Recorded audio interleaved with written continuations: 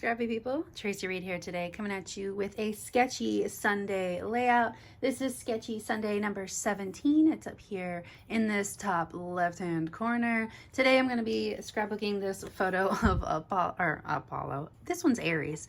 I'm going to be scrapping this photo of Aries, and the only thing that runs through my brain when I look at this photo is that TikTok/Instagram sound that says, "Look at this distinguished gentleman." So that is what I'm going to be doing today.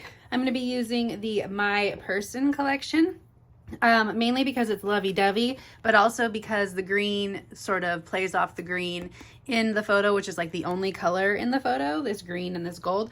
So I'm going to be using that, and we're going to be working with the sketch and having some fun. So let's go. Alright, so the first thing I need to do always is first cut my holes so that I know where they are, and then second I need to choose my papers, and I decided to go with the plaid, this beautiful burgundy, and then two different greens to play off the green in that photo. And this plaid actually made it really easy for me to cut that triangle out of the paper because the angle of the plaid is exactly perfect. It meets right in the middle, in the center vertically, but if you didn't have a paper that did that for you, of course you would just mark the center vertically on the opposite side of the page and then cut to that point either with your scissors like I did or with a paper trimmer. It's actually a lot easier than it looks on the sketch to achieve this look. So I'm going to use the first one as a template for the rest of them, and I'm actually just going to cut them all the same size, and instead of worrying about making the triangles gradually smaller, I'm just going to offset them. So I put the first one down and I'm just adhering the tips of the top two layers so that I don't waste any adhesive and glue them to paper that's going to be cut off. So I'm just going to adhere the tips, and you can see I'm graduating them, setting them backwards about an inch between each triangle. And then once I have them all put down, all I'm going to do is just cut off all of the excess. So I use my paper trimmer and I cut it down to back to 5 inches, and then I will stick them down better once I've got everything set down. So I do the same thing with the remnants that I cut off of the original papers. I just have perfect sized triangles left over, and I'm offsetting them about an inch back again. There's only 3 triangles on this side, so I omitted the heart because the hearts would have been at the wrong angle. I'm going to mat this photo in this burgundy stripe just to give another pop of burgundy on this side of the page, and then once I get it set down, my composition, the initial composition, is done. You can see that that was actually a lot easier than it probably looks on the sketch. Another option you could do is use larger paper and just rotate it 45 degrees so that the point does the same exact thing. So, but because I had paper that was the same size and not square, I couldn't do that. So I just used that plaid as a guideline, which was really convenient. Okay, so now we've got everything settled down and ready to go. I've pulled out a bunch of embellishments. So what I do with my hybrid kits is I print them once and then I work through the embellishments basically until I need to reprint again. So I'm using embellishments. I think I've used this collection 3 or 4 times prior to this, and I'm using the embellishments that I have left over. I really like to challenge myself to use embellishments up pretty much before I reprint them. So I know that I'm going to add a title across the center of the page, and instead of journaling right on top of that top triangle on the left hand side, I decided that I wanted to journal on journaling strips down the right side, just because I used that gingham paper or buffalo plaid paper, and so it's a lot smaller. It's actually a lot smaller on a Life Crafted page than it is on what would be a 12 by 12 page like the sketch. So I just didn't have enough room with this long title that I wanted to add.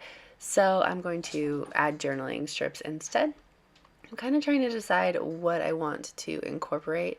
Again, with the limited options that I have as leftovers, I wasn't quite sure what I wanted to do, but I knew that I was going to probably not incorporate those florals. So what I'm going to do first is I'm going to create my title using 2 different alphabets. These top 2 are going to be the ones that work best for me. I thought about black because Aries is black, and maybe it would bring over some black from the photo, but I decided instead I wanted to coordinate. Now you can see I only had 1 E, so I'm using upside down backwards 3s as my E's, and I actually kind of like the whimsical look it gives the title. They're almost like hearts too, so it worked for me.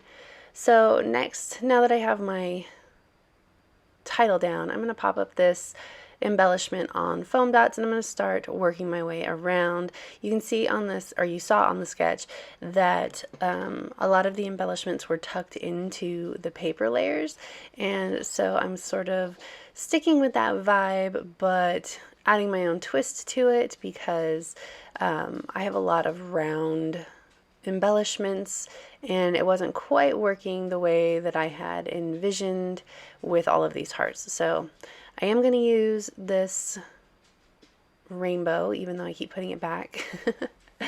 And you can see I'm actually sort of tucking the embellishments into each other instead of into the paper layers. I went and got some wood veneer from Color Cast Designs. I thought about using the cat embellishments, but they were very title heavy and sort of large for this page, so I end up using just the one that says love you, and I think that that adds some needed texture, but also a different color. The gentleman is sort of a wood grain, and I see that they are 2 different wood grain colors, but together they give off that natural vibe that I think helps break up this page a little bit too. So I'm going to put down these journaling strips or just to anchor them so that I can add this word bit, heart melt. There's a few different, obviously, word spots on this page, but I think that they even themselves out pretty well with all of the different fonts and the different ways that they are presented. Like, they're all different sort of word bits, so it wasn't overwhelming to me. I'm going to use these arrows. I'm going to use one here, and I'm going to use one underneath gentleman to point at Aries himself. All right, now it's starting to come together. I'm starting to like the direction that we're going here. I'm going to use one more of these rainbows. I don't know why I can't remember the name for rainbow today. I thought about maybe using the circle rainbow instead, and I actually really like that contrast, but it just wasn't quite large enough for what I wanted, but I changed my mind anyway because, I like the contrast. We can add a little circle in here, another little circle. Okay, so we're getting close here. I'm hitting the editing version of my layout, or the editing portion, and I'm taking embellishments off. So I decided to take off the heart that was up there by my fave. I thought that I had a little bit too much roundness going on. So now I'm going to ink the edges of the page because I think it'll help anchor the whole composition. So I'm going to go around the outside edges of both pages, and I really like the way that that adds just that little hint of color, which you probably don't notice unless you are looking for it, but it really adds a lot to the page.